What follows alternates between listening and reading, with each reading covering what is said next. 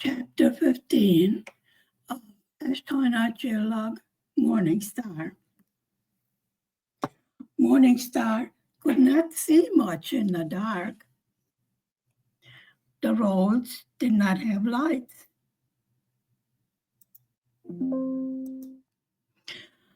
Only the headlights from the car reflected back from the whitely painted kilometer road signs.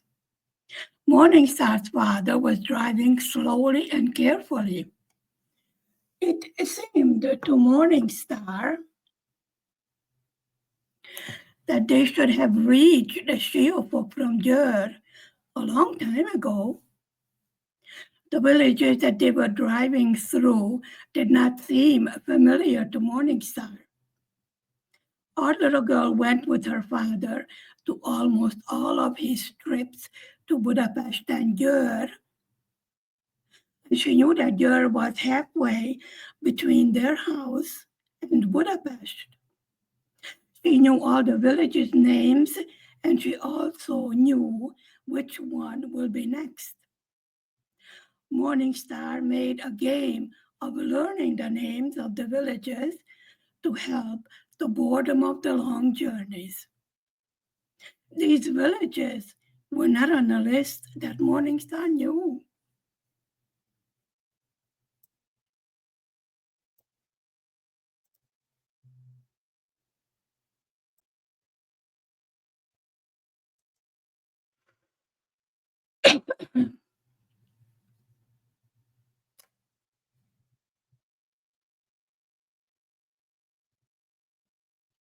The little girl figured that they are lost again in the dark in a snowstorm.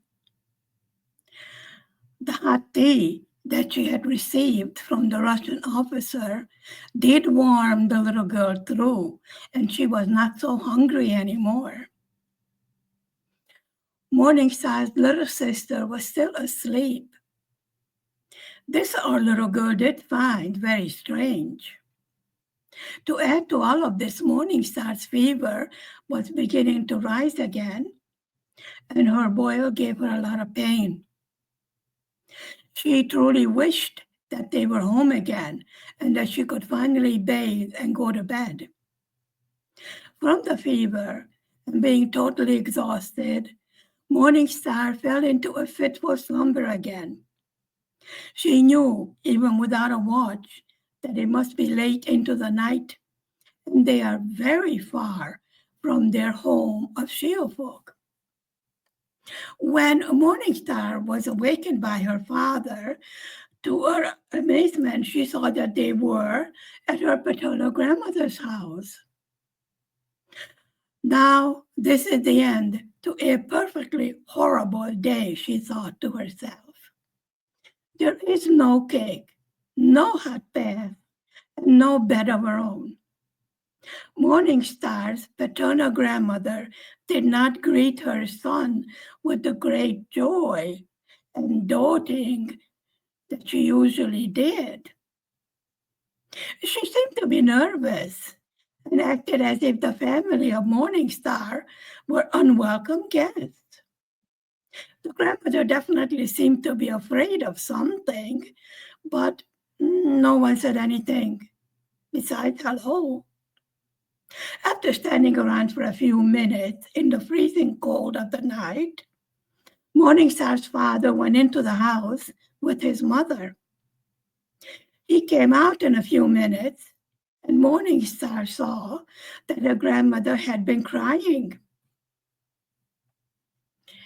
The family was then told to go into the house. Logs were placed on the fire in a wood-burning stove, and water brought in to bathe the children. When it came to Morningstar's turn to bathe in the wash basin, her grandmother noticed a boil on the little girl's bottom. The grandmother, despite the doctor's strict orders not to touch the boil, decided that it should be squeezed out.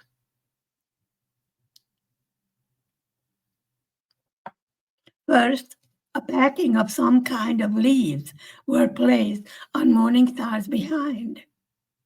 Of course, everybody was looking at the naked little girl's bottom.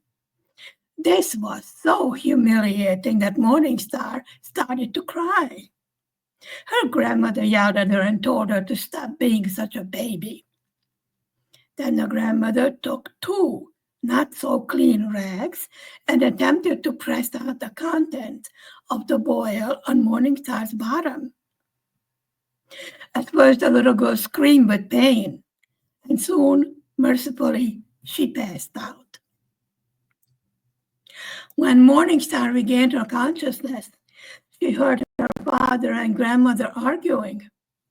Her father told the grandmother not to go near the boil again, or the little girl would die from blood poisoning. Finally, some kind of alcohol was poured over the boil. It stung Morningstar very badly, but at least the grandmother had stopped torturing her. A clean gauze dressing was placed on the boil. This the doctor gave to the parents before they left Siófok. Maybe this alcohol and clean dressing was the only thing that saved Morningstar's life. By now, the little girl's body was hot with fever, and she fell into a deep sleep. Before she finally was put into bed, she noticed that the adults were still trying to wake up her little sister. Sometime during the night, Morningstar was woken up by her father and told to get dressed, again with as much clothes as she could possibly put on herself. This meant several pairs of pants and stockings, and even underwear, sweaters, tops, anything that she could put on and still fit into her winter coat. The other children were also woken up and dressed.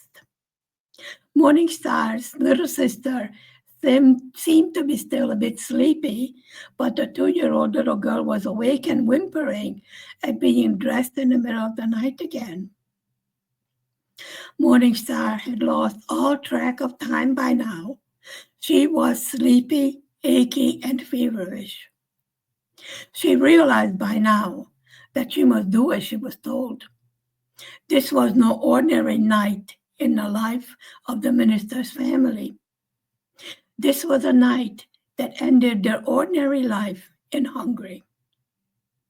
After everyone was dressed, Morningstar headed for their car parked in the yard of her grandmother's house. But she was told not to get into the car. After some more discussion between the grandmother and uncle of Morningstar and her father, they finally all got into the car. The drive seemed rather short to Morningstar. Therefore, she realized that it is not home where they were heading, but into a swampy region of the place called the Hunshag. Morningstar had never been there before. However, she did travel to Chapterm with her father and had heard about this place. Morningstar also knew from her geography lessons that they were very close to the Austrian-Hungarian border. Then Morningstar fell asleep again. When she was awakened from her feverish sleep, Morningstar saw that they had stopped in a field, and there were 2 other families there. One of the families was a couple, and the man was a doctor. He right away made an injection to Morningstar's family. He was objecting to the family, stating that to travel with a baby and a feverish child puts the whole group into danger. Morningstar's little sister was throwing a fit by this time. The baby was hungry, cold, and tired. Morningstar's father considered the advice given by this doctor, but then he told the group that there was no way back. By this time, the soldiers and the police realized that the minister had left his home for good, and only death awaits him and prison for his wife, institutions for the children. This is when Morningstar clearly realized what was happening, and she became very angry.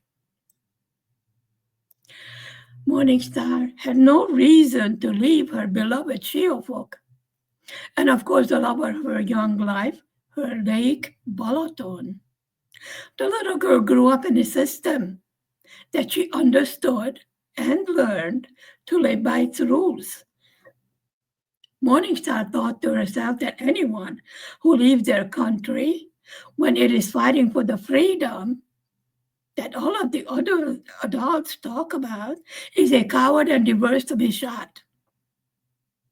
Nobody asked Morningstar's opinion, and she did not voice any. Silence was still the order of the day, and Morningstar was bright enough to realize that the whole family was in grave danger. The little girl saw search planes being shot into the air, but did not know why the soldiers were shooting them. She heard machine gun fire, a few screams for help, and then silence.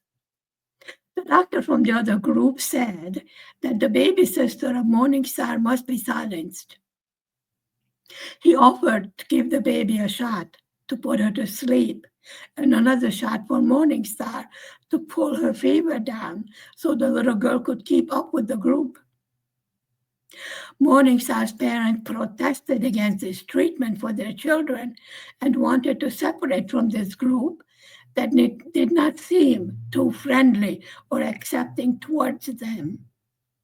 Later, Morningstar was to learn that there was a guy there who promised to take the group across the border to Austria safely, for money, of course. This guide said that since there is no turning back, Morningstar's family had no choice but to stay with this group. Without the guide, the family would be lost in a dark and frozen swampland and surely would be dead by morning. So the parents agreed to the suggestion of the doctor from the other group, and both girls received the shots. Morningstar's baby sister did not go to sleep from the shot, only her voice got a bit lower. When the doctor wanted to give another shot to the baby, Morningstar's father put his foot down and did not permit any more medication to be given. The baby was overtired and could not fall asleep. She was fighting the medication, and to give her more could have killed her. Morningstar's fever by this time was so high that she was feeling very warm under all the clothes she had on. The weather was bitter cold, snowing, and icy wind blowing, but Morningstar felt none of this. She constantly wanted to take her coat off and go to sleep. Our little girl sat down by a tree trunk at the edge of the crevice. She just could not stand anymore. The doctor went to her and slapped her, telling Morningstar that if she falls asleep, she will never wake up again. At that point, sleeping forever seemed like a nice idea to Morningstar.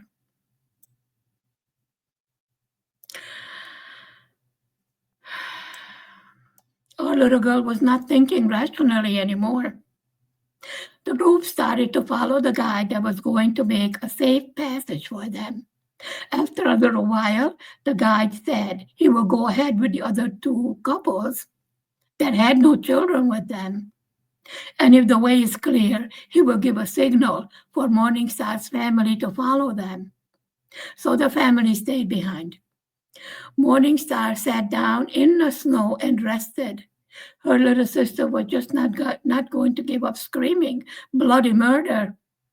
But by this time, her father said that maybe if the soldiers heard a baby crying, then they would not shoot at the small family hiding in the darkness. Morningstar was not aware of how long they were waiting for the signal. Her father said that the signal was given with a lighter, as was told by the guide. The other people from the group had not returned. So that was supposed to mean that the way was clear to freedom, according to Morningstar's father. The family started to walk towards the signal. As they reached the ditch by the side of the dirt road, a Russian tank passed right in front of their noses. Quickly, the father told everyone to lie down in the snow and don't move or make a sound. The baby was crying at the top of her lungs. Luckily for the family, the sound of the tank's motor blocked out the baby's crying. There was something wrong for sure, because all of a sudden, Morningstar heard machine gun sounds and someone saying, "Run for your lives." Then the whole sky was lit up by search flares. Actually, Morningstar thought that the flares were rather pretty, and even her baby sister stopped crying. She was so fascinated by the lights in the night. Then all went dark and silent again. Only the sound of the tank's motor from the distance could be heard. Morningstar's father knew that the tank would return to look for the family shortly, and that they must get away from the safety of the ditch. Morningstar's father told the family that the guy told on them for money from the soldiers, or he was captured trying to flee with the rest of the group. In any case, the guide was probably shot to death by that time, and no help can be expected from him. Morningstar's father deducted that if they walked back towards the side of a canal that they have just passed by, then the family would arrive at the house near the field where their car had been left. And then the following night, the family could try and cross the border again.